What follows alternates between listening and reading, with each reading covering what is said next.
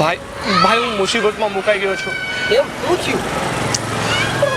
વાત એવી છે કે આપણે જે ગેમ રમીએ છીએ ને હા એમાં એક મોટી બાજી હતી અને એ બાજીમાં મેં મારા 6 લાખ રૂપિયા હારી ગયો. 6 લાખ રૂપિયા આટલી મોટી બાજી રમ્યો તો? હા ભાઈ, મને એમ થયું કે હવે તો મને એમ હતું કે આ ગેમમાં તો હું બાદશાહ થઈ ગયો છું, હું સારી રીતે રમી શકું છું. પણ તારી પાસે 6 લાખ રૂપિયા આવ્યા ક્યાંથી?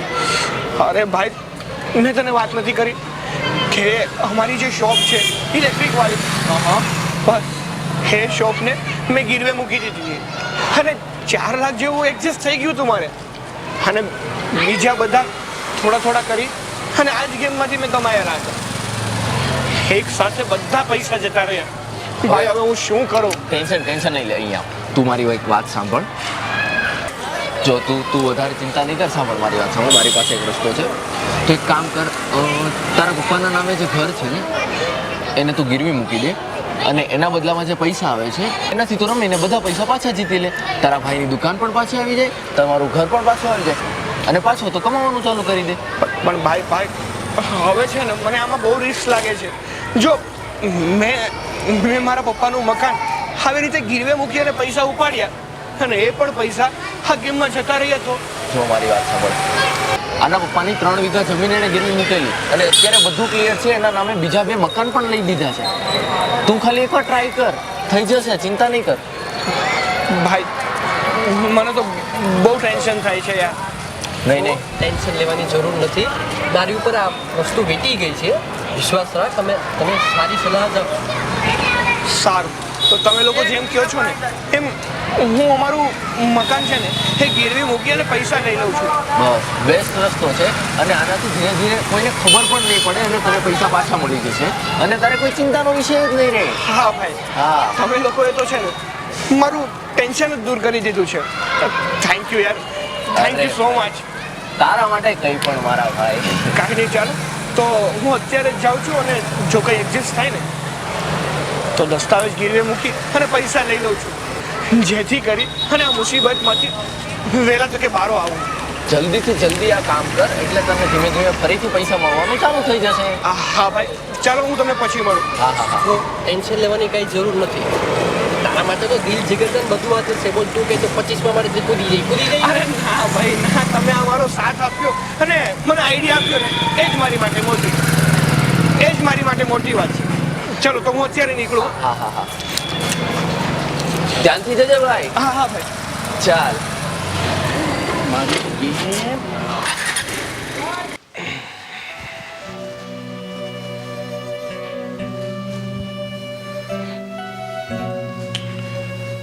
ભાભી. અરે સાગરભાઈ, તમે બોલો, શું હતું? ભાભી, મમ્મી પપ્પા દેખાતા નથી, ક્યાં ગયા?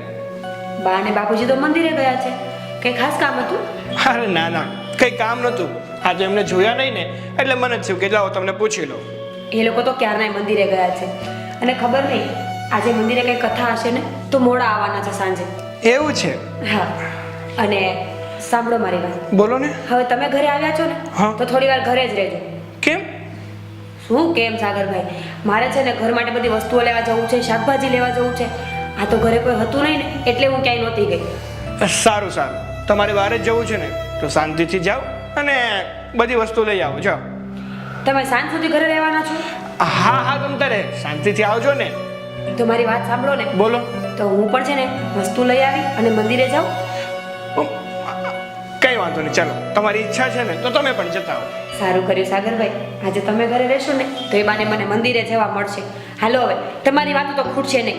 મારે મોડું થાય છે, હું જાઉં છું. હા, જી આવો. અરે સાગર, હા તો દોડવું હતું અને ઢાળ મળી ગયો. મમ્મી પપ્પા ગયા છે મંદિરે, ભાઈ ગયા છે દુકાને અને ભાભી પણ સામાન લેવા માટે ગયા છે. તો ઘર એકદમ ખાલી છે. મારા ફ્રેન્ડ કહેતા હતા તો ફાઇલ લઈ લો અને ગીરવી મૂકી દો, તો જે પૈસા આવે ને એમાંથી એક મોટી બાજી રમી નાખો, જેનાથી હા જેટલું પણ મારે ગયું છે ને એ બધું જ કવર થઈ જાય. હા આ આઈડિયા એકદમ સારો છે, પણ પપ્પાએ ફાઇલ ક્યાં મૂકી હશે? મને લાગે ને ત્યાં સુધી તો એણે એના કબાટમાં જ મૂકી હશે. ચાલ ને જોવા દે.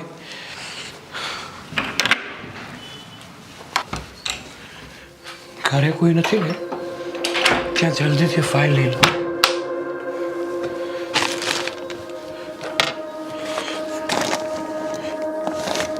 આમાં તો દેખાતી નથી.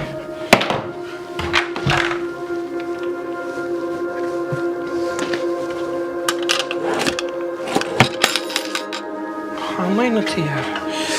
ક્યાં મૂકી હશે પપ્પાએ?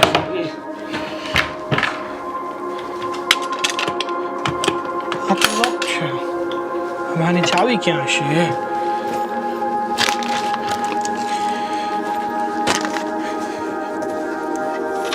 અરે વાહ,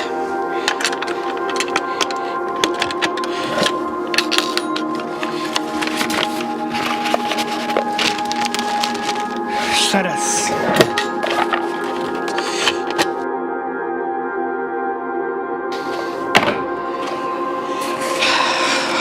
મળી ગયા. હવે મજા આવશે. કોઈ નથી તો જલ્દી નીકળી જા.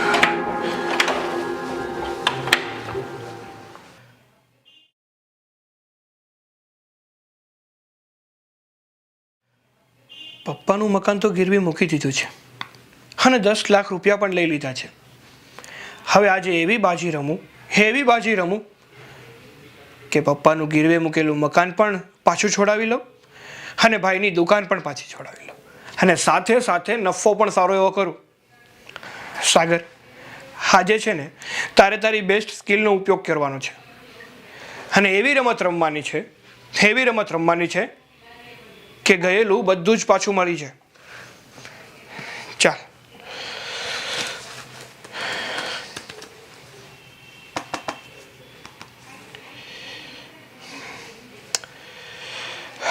ટોટલ અત્યારે ખાતામાં 11.5 લાખ પડ્યા છે.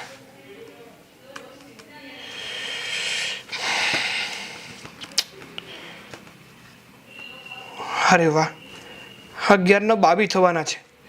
બસ આ જ દાવ રમી નાખું. આ જ દાવ મારું ગયેલું બધું જ પાછું મેળવી દેશે.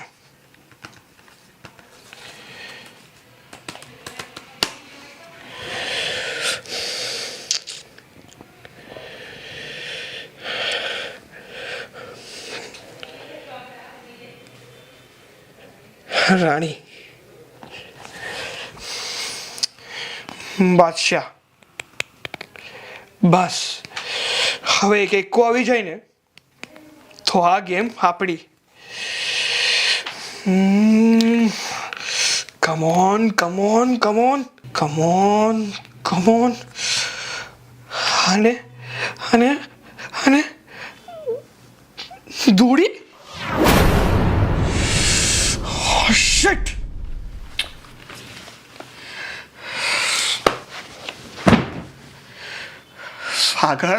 સાગર, હા શું કર્યું તે? ભાઈની દુકાન ગીરવે મૂકીને 6 લાખ તો તું ડૂબાડ્યા હતા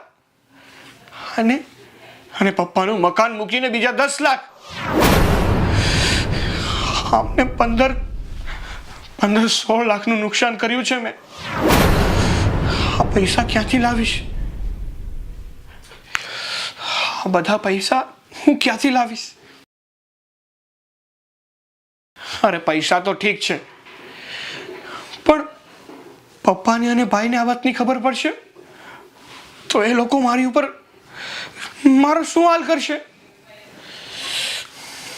કંઈક કરવું પડશે સાગર, કંઈક કરવું પડશે, નહીતર ન થવાનું થઈ જશે. પણ હવે હું શું કરું? બધું જ હારી ગયો છું.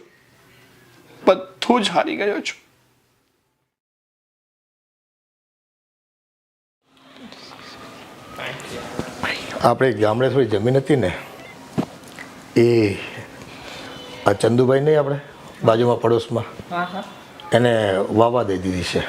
હા તો એ બહુ તમે સારું કામ કર્યું. 2-3 વર્ષથી પડી રહેતી હતી.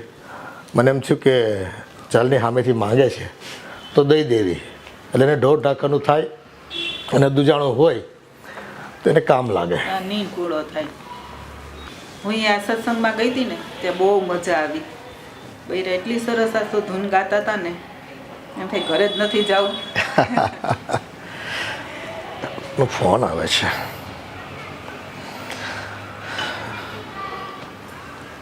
આ તો પેલા રામજીભાઈ. શું કામ છે હવે? હા રામજીભાઈ, જય શ્રી કૃષ્ણ. હા બોલો બોલો. શું મિત્રો, તમને જો અમારા વિડીયો ગમે તો લાઈક કરો, શેર કરો, સબસ્ક્રાઇબ કરો. અને બેલ આઇકન દબાવવાનું ભૂલતા નહીં. ટીડિંગ. અને અમારા સાગરભાઈ નું સ્પેશિયલ. અને હા મિત્રો, જો તમે આવો ને આવો અમને સપોર્ટ આપતા રહેશો ને તો અમે અહીંથી લઈને અહીંયા પહોંચી જઈશું.